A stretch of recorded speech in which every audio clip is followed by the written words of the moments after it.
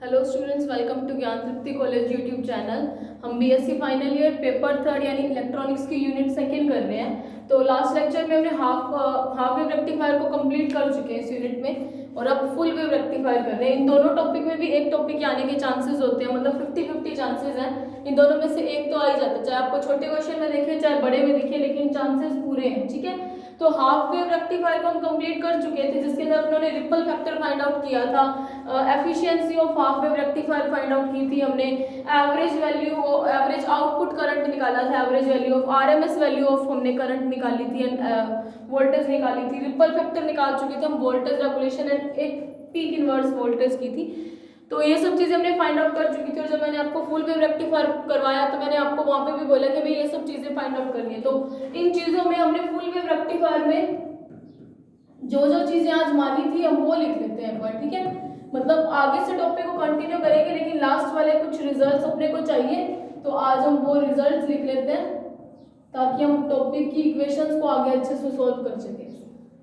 Full wave rectifier यानी कि पूर्ण तरंग दिष्टकारी।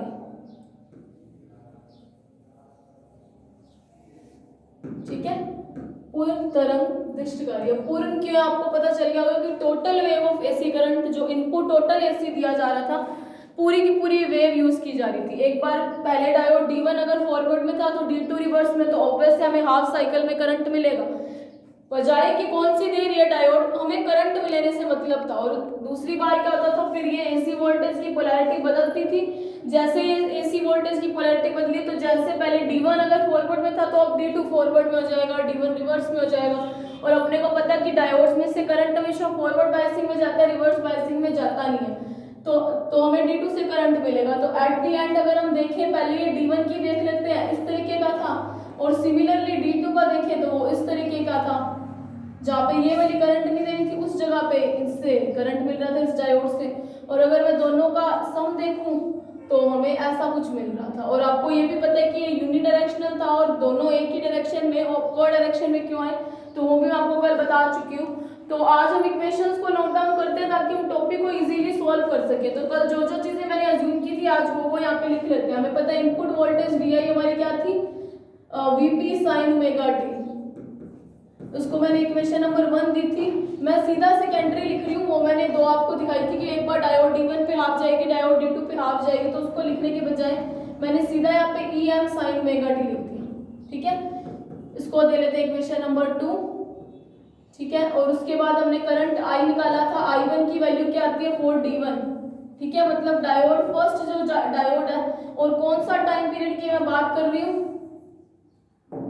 0 is less than small t, मतलब टोटल टाइम को दिखा रहा है, half cycle of AC current को दिखा रहा है। उस टाइम मेरा डायोड D1 अगर कंडक्शन की स्टेट में थी, मतलब वो एज करंट फ्लो करवा रही थी कंडक्टिव मटेरियल की तरह, तो उस टाइम उसमें से कुछ करंट आएगा जिसकी वैल्यू हमने क्या मानी थी, EM upon R plus RL, क्योंकि टोटल सेकेंडरी कॉइल इस तरीके की थी, ये प्राइमरी कॉइल, ये ट्रांसफार्मर की सेकेंडरी कॉइल, यहाँ पे एक डायोड लगी हुई है, एक डायोड लगी हुई है यहाँ पे एक सेंटर टैप था जहाँ से इसको क्या किया जाता था, इनकी पोलैरिटी को बदला जाता था, और इन दोनों के जो नेगेटिव टर्मिनल है उन दोनों को आपस में क्या कर दिया गया, कनेक्ट कर दिया गया। ये लोड RL है जहाँ पे हमें आउटपुट मेजर करना है, V आउटपुट, और हमें पता है यहाँ पे डायोड भी कनेक्टेड है, सेकेंडरी कॉइल भी है, तो उसका भी कुछ ना कुछ यहाँ पे होगा।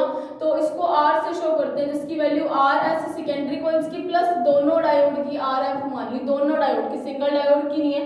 तो इन दोनों को एज अ होल मैंने R अज्यूम किया था।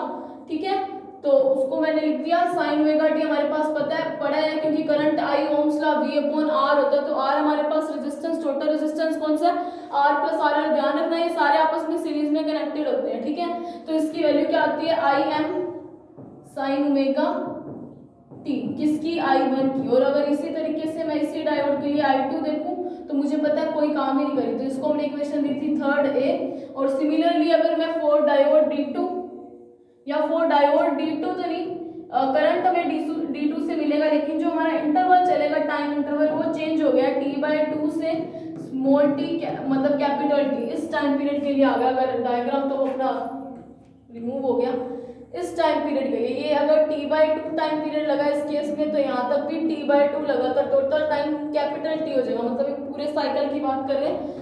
With respect to small t है, तो इसीलिए स्मॉल टी के सब मतलब रिस्पेक्ट में इसको ओपन एंड क्लोज इंटरवल में लिए हैं, ठीक है।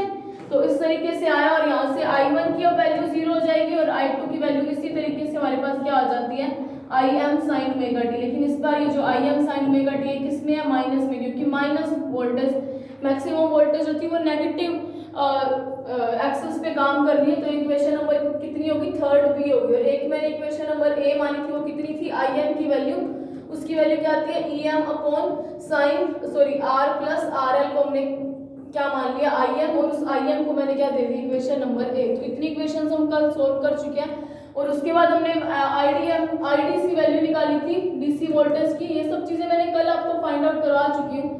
इसकी वैल्यू आती है Im upon pi, 2Im upon pi होती है। इसको बाकी चेक भी कर लेते हैं।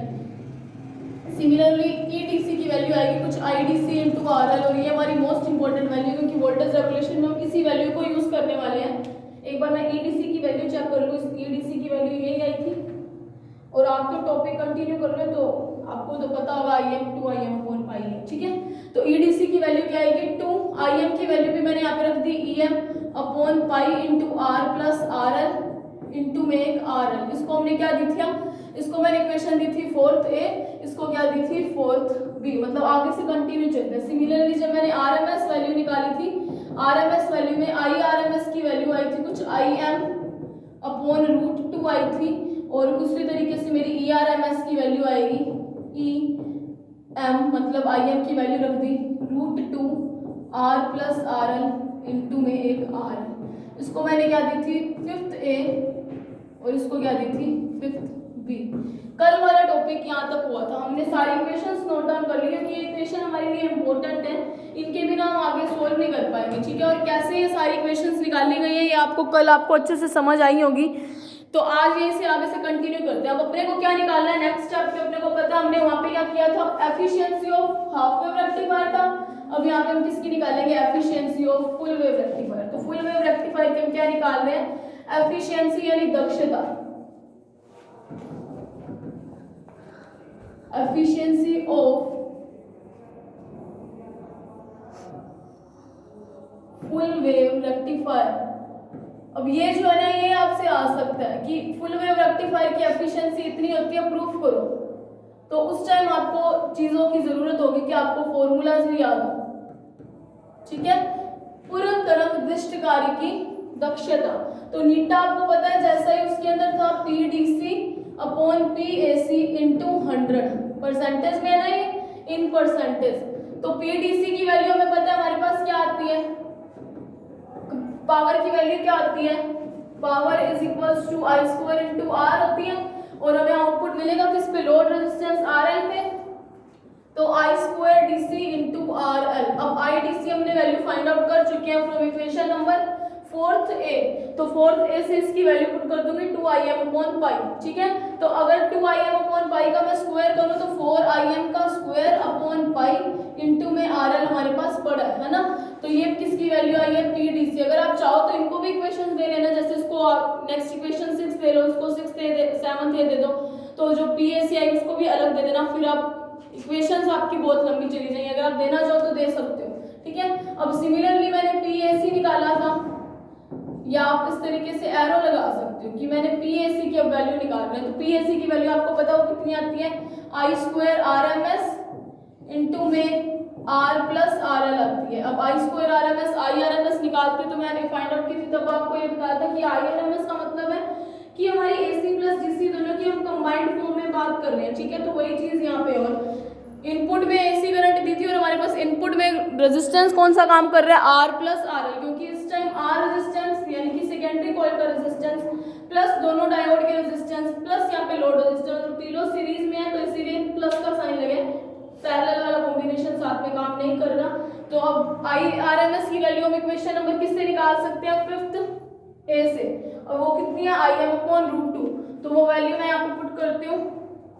तो ये आपके लिए इम्पोर्टेंट टॉपिक है, इसीलिए आपको बोला जा रहा था कि आप full wave rectifier half wave rectifier अच्छे से कर लोगे तो आपको फुल वेव रेक्टिफायर में कोई प्रॉब्लम नहीं होगी, क्योंकि सेम स्टेप फॉलो किए जा रहे हैं। तो PAC की वैल्यू क्या है, Im स्क्वायर अपॉन रूट 2 था, तो रूट 2 का स्क्वायर यानी ओनली 2 रह जाएगा into R plus RL। Now efficiency, दक्षता, efficiency of full wave rectifier.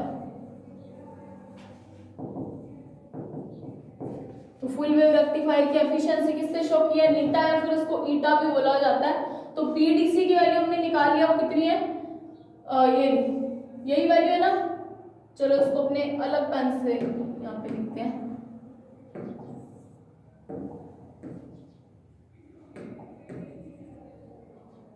P ये वाली वैल्यू यहाँ पे पुट करते हैं, तो 4im का square upon pi square into में RL डिवाइडेड बाय क्या है, IPAC। तो PAC जो है मेरी, मैं इसको ऐसे लिख दूँ या इसको मैं रिवर्स कर लेती हूँ, 1/PAC निकाल लेती हूँ, तो उसकी वैल्यू क्या आएगी, 2/im का स्क्वायर इनटू में R प्लस RL। ठीक है, तो वो वैल्यू मैं यहाँ पे पुट कर देती हूँ, 2/im का square into R plus RL into 100 percentage में आएगी कुछ इसकी वैल्यू। तो im square to im square cancel, 2 into 4 8। तो नीटा की वैल्यू क्या आएगी, 8 upon pi square into RL upon R plus RL, यही चीज आई है। तो यहाँ से जो नीटा की वैल्यू आती है, इस चीज को सोल्व करके 80.6 into RL upon R plus RL आती है परसेंटेज में। तो ये आपके लिए क्वेश्चन आता है एग्जाम में कि प्रूफ करो कि फुल वेव रेक्टिफायर के लिए जो एफिशिएंसी है उसकी वैल्यू 80.6% मैक्सिमम इतनी वैल्यू आती है।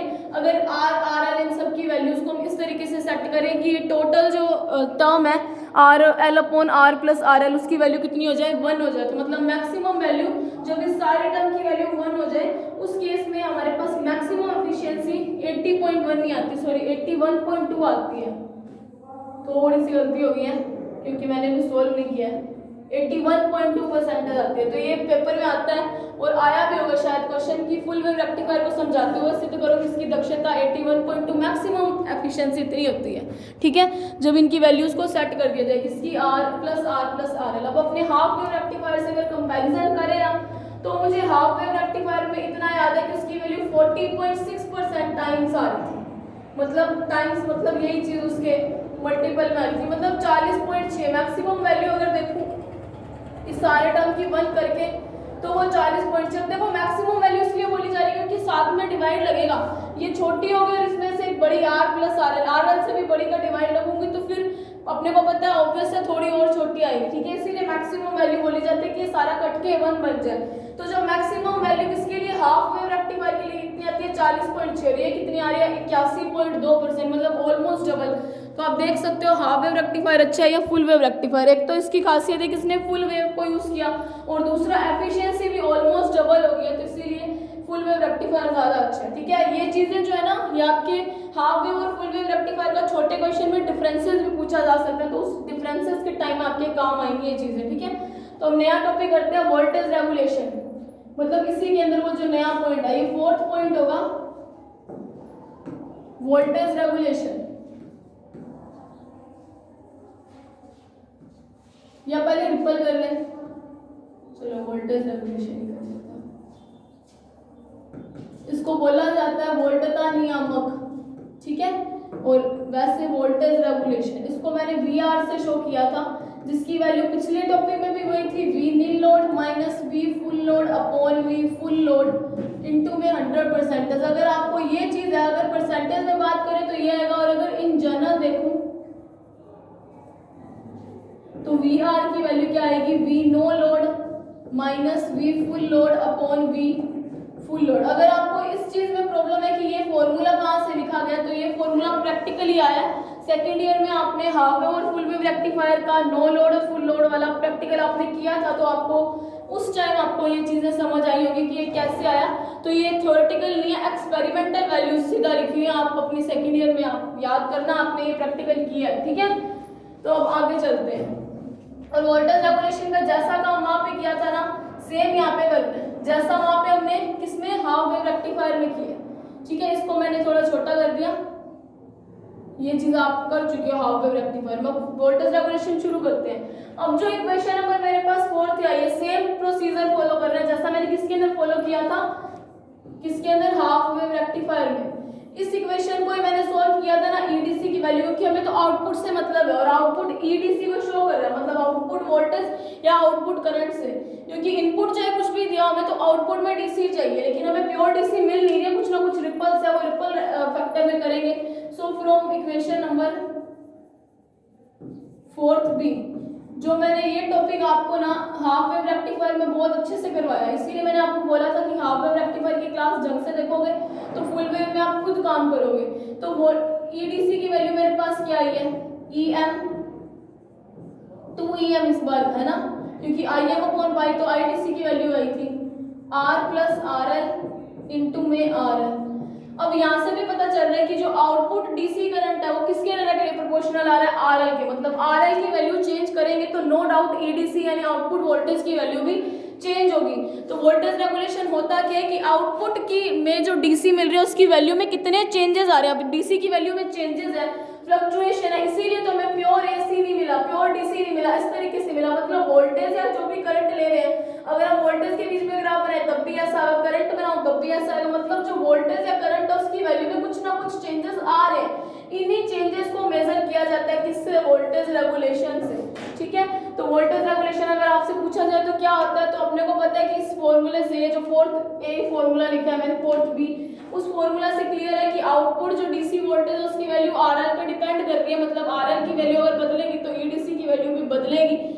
तो ईडीसी की वैल्यू में कितना चेंज आता है उस चेंज को मेजर करने के लिए यूज किया जाता है वोल्टेज रेगुलेशन। तो जैसा हमने लास्ट टॉपिक में किया था, same to same as it is step को फॉलो करना है। तो ईडीसी की वैल्यू हम इसको इस तरीके से भी लिखा जा सकता है 2EM अपॉन पाई 1 minus R upon R plus RL। अगर लास्ट क्लास देखी है तो आपको ये चीज अब यहाँ पे देखने की जरूरत ही नहीं पड़ेगी, लास्ट क्लास में इसको बहुत अच्छे से एक्सप्लेन किया गया है। अगर आपको लास्ट क्लास वाले स्टेप याद है तो आप यहाँ पे फॉलो करो, एज इट इज रिजल्ट आएंगे। बस वहाँ पे 2 नहीं था, आपको अगर याद हो तो वहाँ पे आईडीसी की वैल्यू कितनी आती है, IM अपॉन पाई आता है। यहाँ पे ऑलरेडी जो है डीसी करंट वो उसके ट्वाइस आ रहा है हाफ वेव रेक्टिफायर के लिए, इसीलिए एफिशिएंसी भी डबल आती है। ठीक है, और वोल्टेज भी डबल आ रही है क्योंकि दोनों साइकिल्स यूज किए जा रहे हैं। अगर मैं ये लिखूं तो ये यही चीज बनेगी कैसे, 1 minus R upon R plus RL, LCM लिया R प्लस RL, तो यहाँ पे क्या बना R plus RL minus R to R cancel, बचा क्या RL upon R plus RL। तो RL upon R plus RL की जगह मैंने ये इक्वेशन लिखी है, तो मतलब हम लिख सकते हैं, है ना। थोड़ा सा और सॉल्व करते हैं, अगर थोड़ा सा और सॉल्व करें तो मुझे पता है ईडीसी की वैल्यू कितनी आ जाएगी, 2EM upon pi minus 2EM upon pi into में R प्लस RL और एक R और मल्टीप्लाई में पड़ा है ना, ये वाला R। अब इक्वेशन नंबर ए जो थी हमारी IM की वैल्यू वो हमें दिखाई दे रही है। ठीक है, फ्रॉम इक्वेशन नंबर ए, तो ये जो वैल्यू है कौन सी, ये वाली EM upon R plus RL, ये किसकी वैल्यू है, IM की, है ना। तो वो वैल्यू हम पुट कर देते हैं। तो EDC की वैल्यू क्या आती है, 2EM upon pi minus 2IM upon pi into में R। अब इक्वेशन नंबर आप अपनी नोटबुक में देखो, फोर्थ ए को देखो। फ्रॉम इक्वेशन फोर्थ ए अगर हम देखें तो मुझे पता है ये आईडीसी की वैल्यू बन रही है 2EM अपॉन पाई, और वहां पे मेरे पास यही चीज बन रहा है क्या, 2EM upon 2IM upon pi पड़ा। EDC is equals to 2EM upon pi minus IDC into में R। तो ये चीज देखो, ये आ क्या रहा है, वोल्टेज का डिफरेंस, मतलब कितनी वैल्यू वोल्टेज में चेंज है। क्योंकि देखो हमें चाहिए कैसी, ऐसी वोल्टेज चाहिए, लेकिन मिल कैसे रही है, ऐसी जा रही है। और एसी वोल्टेज की डेफिनेशन है, एसी या करंट की डेफिनेशन आपको पता है कि ऐसा करंट जिसकी वैल्यू और डायरेक्शन दोनों टाइम के साथ बदले, मतलब टाइम के साथ बदल रहा है तो मतलब चेंज आ रहा है। तो ये डीसी के अंदर चेंज को ही मेजर किया ना, वोल्टेज रेगुलेशन था क्या कि डीसी करंट के अंदर कितना चेंजेस आएंगे। अब ये क्या है, इस रिपल को शो कर रहा है, मतलब यहाँ से यहाँ तक आने में वोल्टेज की वैल्यू कितनी चेंज हो रही है। हमें तो चेंज चाहिए ही नहीं है ना, हमें तो चाहिए कि हमारी कांस्टेंट वैल्यू आ जाए, कोई चेंज ना है, नो चेंज आई, तो ये हमारी किसकी वैल्यू आई है, चेंज की वैल्यू है, चेंज इन वोल्टेज की। तो यहाँ से आपको एक चीज और पता है कि अपने इसको किस तरीके से करते हैं, 1 मिनट में सोल्व करते हैं आगे वाले स्टेप। और अगर आप क्लास को देख चुके हो तो आपको पता होगा।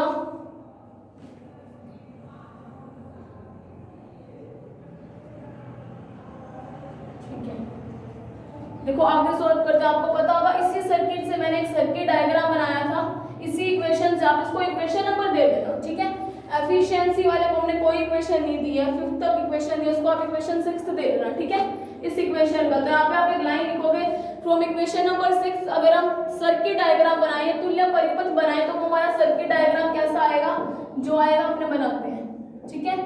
ये हमारी बैटरी यानी वोल्टेज सोर्स, ये उस वोल्टेज सोर्स का इंटरनल रेजिस्टेंस, ये हमारा क्या लगा हुआ, लोड RL कनेक्टेड है।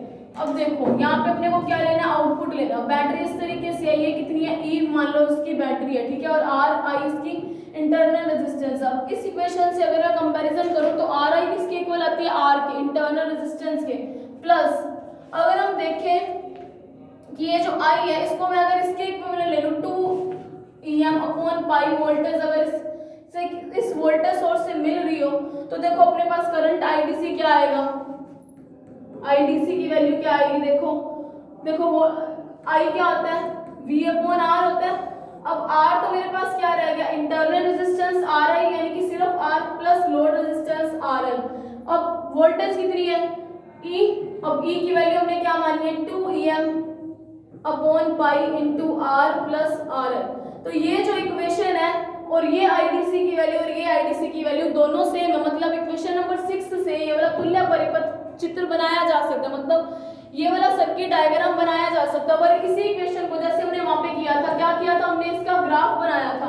जब मैं इसी इक्वेशन के लिए ग्राफ प्लॉट करूं तो मुझे पता है, या ग्राफिकल इंटरप्रिटेशन करूं तो ये किसके इक्वल आ रहा है, ये जो EDC है उसको Y के इक्विवेलेंट ले लूं और IDC को मैं ले लूं M के, और ये माइनस साइन था तो माइनस M, और R यहाँ पे एज अ X वर्क कर रहा है, प्लस जो हमारा C इंटरसेप्ट है उसकी वैल्यू क्या, 2EM/पाई। तो ये जो स्लोप है वो नेगेटिव है, इसीलिए माइनस यहाँ पे शो किया। ये किसकी वैल्यू, IDC की, और ये किसकी वैल्यू है, EDC की वैल्यू है। Y और X के बीच में ग्राफ बनता है ना, तो ये ग्राफ आया, और इस इंटरसेप्ट की वैल्यू क्या आएगी, 2EM/पाई। ये चीज आपको समझ आ चुकी है, ये मैंने किसके अंदर करवाया, आपको हाफ वेव रेक्टिफायर में बहुत अच्छे से कर चुकी हूँ। EDC की वैल्यू यहाँ पे क्या शो करती है कि चेंज इन वोल्टेज को शो कर रही है। अब अपने क्या निकालते हैं, हमारे टॉपिक का काम कि वोल्टेज रेगुलेशन जो है, यानी कि जो EDC की वैल्यू चेंज तो इतना है, लेकिन वो लोड रेजिस्टेंस RL पे किस तरीके से डिपेंड करे, तो हमें वो फाइंड आउट करना है। तो VR निकालते हैं। इक्वेशन नंबर 6 से हम क्या निकालेंगे, नो लोड और फुल लोड। आपको नो लोड और फुल लोड का मतलब आप समझ आ चुका होगा, VR is equals to V no load minus V full load upon V full load, यही चीज है ना। तो अब देखते हैं, इसी को सॉल्व करते हैं। V no load minus full load, तो जब अपने इसको सॉल्व करेंगे फ्रॉम इक्वेशन नंबर 6, मैं इक्वेशन नंबर 6 ना इधर नोट डाउन कर देती हूँ, क्योंकि अपने को बार बार फिर उसी स्लाइड पे जाना पड़ेगा।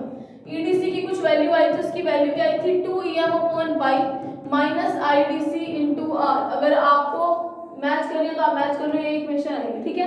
अब नो लोड का मतलब है, मैंने आपको क्या बताया था कि सर्किट के अंदर करंट फ्लो ना हो। करंट किस केस में फ्लो नहीं होता, जब रेजिस्टेंस R हमारा कितना हो जाए, इन्फिनिटी हो जाए। जब लोड रेजिस्टेंस RL इन्फिनिटी हो जाए तब कोई करंट फ्लो नहीं होगा। तो मैंने आपको यहाँ पे इस EDC की वैल्यू पुट करवाई 2EM/पाई R प्लस RL इंटू में RL सॉरी, यही वैल्यू आई थी, नहीं R आया था। कौन सी इक्वेशन, मैंने अभी IM की वैल्यू रख दी, ठीक है। और फिर ये वाली 2IM/पाई हमारे पास एज इट इज हमारे पास IDC बना, मतलब मैंने IDC की टोटल वैल्यू रख दी, ठीक है। IDC की वैल्यू ये थी, फिर उस EM की वैल्यू भी रख दी। अगर मैं यहाँ पे लोड रेजिस्टेंस RL को इन्फिनिटी करूँ तो 2EM/ कुछ भी जोड़ो इन्फिनिटी में, इन्फिनिटी आएगा, तो something upon infinity is always 0। तो मतलब जब नो लोड निकालूंगी 6th इक्वेशन से तो ये टर्म तो हो जाएगी 0, क्योंकि IDC की वैल्यू 0। तो V नो लोड की वैल्यू कितनी आएगी, 2EM/पाई। V फुल लोड का मतलब होता है कि सर्किट में से कोई ना कोई करंट फ्लो होगा, मतलब किसी रेजिस्टेंस की वैल्यू 0 नहीं होगी, ठीक है, नॉट इक्वल्स टू 0। तो ये इक्वेशन एज इट इज आ जाएगी, 2EM/ upon pi minus I D C into में आर।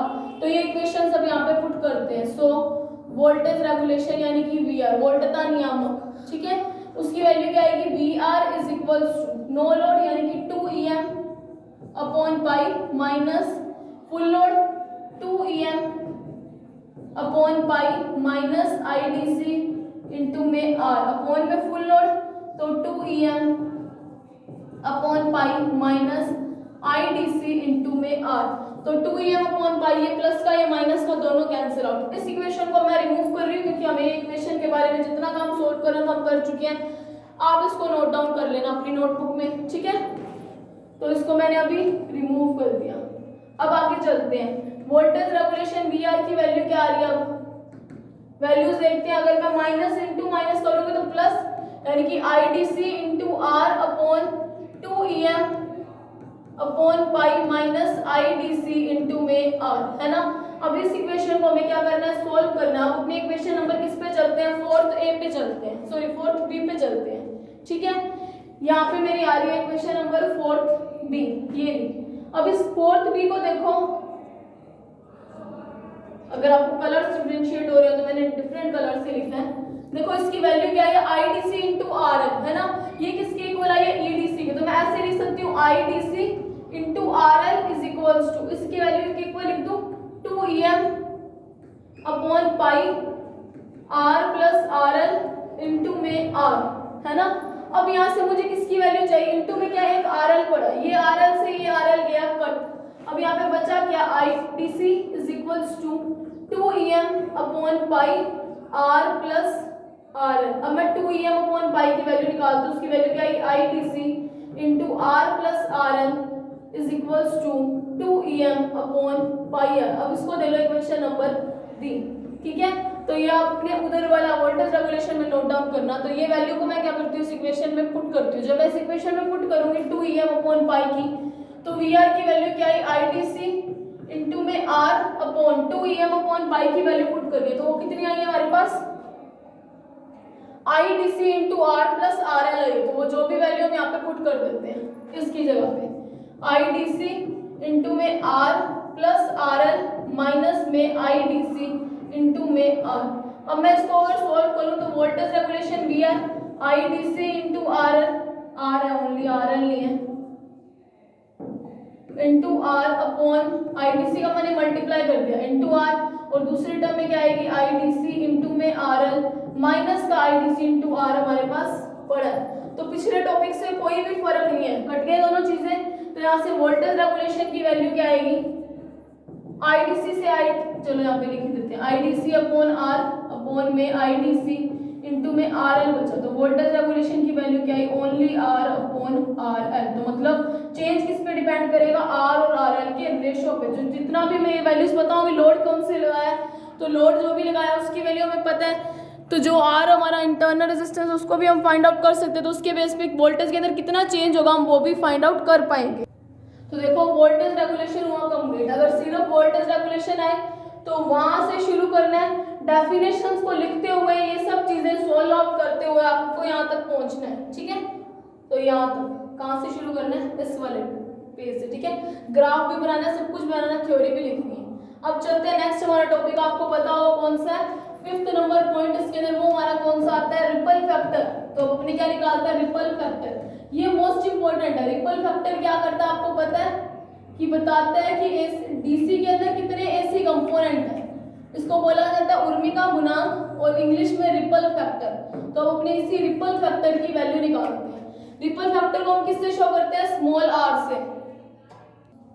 रिपल फैक्टर को आपको पता है स्मॉल आर से या गामा से रिप्रेजेंट कर रहे हैं। मैंने स्मॉल आर से कर दिया, ठीक है। तो वो आपको पता है वो कितना होता है, आई एसी अपॉन आई डीसी का रेशियो, मतलब AC component divided by DC.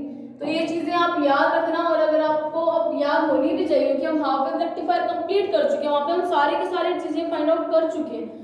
तो आई एसी की वैल्यू मुझे पता नहीं कितनी है, आई डीसी की वैल्यू हमें पता हो कितनी आती है, 2 IM अपॉन पाई। किस केस में, फुल वेव रेक्टिफायर में, ठीक है। तो मुझे आई एसी नहीं पता, लेकिन मुझे आई आर एम एस पता है। आई आर एम एस होती क्या है, रूट में आई एसी का स्क्वायर प्लस आई डीसी का स्क्वायर। ये चीज अगर आपको अब भी नहीं आती है तो आप हाफ वेव रेक्टिफायर को अच्छे से देखो, फिर आपको ये पॉइंट समझ आएंगे, ठीक है। बाकी मैं ये बता देती हूँ होता है कि input power is equals to output power. वैसे भी अगर आपसे आरएमएस वैल्यू पूछा जाए तो आरएमएस का मतलब ही क्या होता है, वो एसी और डीसी का मिक्सचर को शो करता है, ठीक है, दोनों कंपोनेंट्स है। तो आई स्क्वायर आरएमएस करूं तो उसकी वैल्यू क्या आएगी, आई स्क्वायर एसी प्लस आई स्क्वायर डीसी। तो यहाँ से आई स्क्वायर एसी की वैल्यू मेरे पास कुछ रह जाएगी, आई स्क्वायर एसी की वैल्यू क्या आएगी, आई square RMS minus I square DC. तो यहाँ से आई एसी की वैल्यू क्या आ जाएगी, रूट में I square RMS minus I square DC. तो रिपल फैक्टर आरएमएस की वैल्यू पुट करती हूँ, किसकी, आई एसी की और आई डीसी की। तो आई एसी ऊपर है तो आई एसी, इसकी वैल्यू क्या है, रूट में I square RMS minus I square DC upon में आई स्क्वायर, मैंने आई डीसी एज इट इज लिख दिया, ठीक है, उसकी मैंने वैल्यू नहीं पुट की क्योंकि अब उसको सॉल्व करेंगे तो वो कट जाएगा। कैसे, आई square RMS minus I square DC, ये डीसी इसके पैरों में है, ठीक है।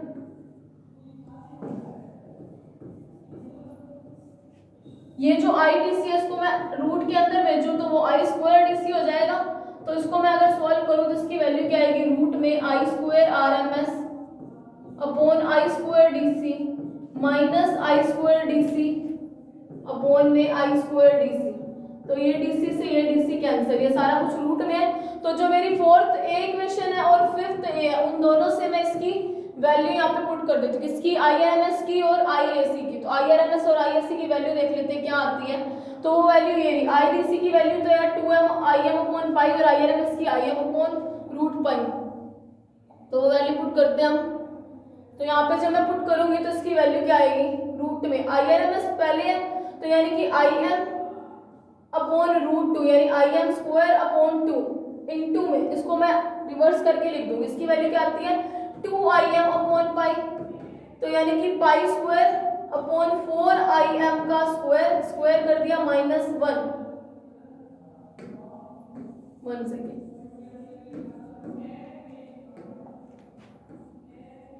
माइनस का 1, तो आईएम स्क्वायर से आईएम स्क्वायर कैंसिल।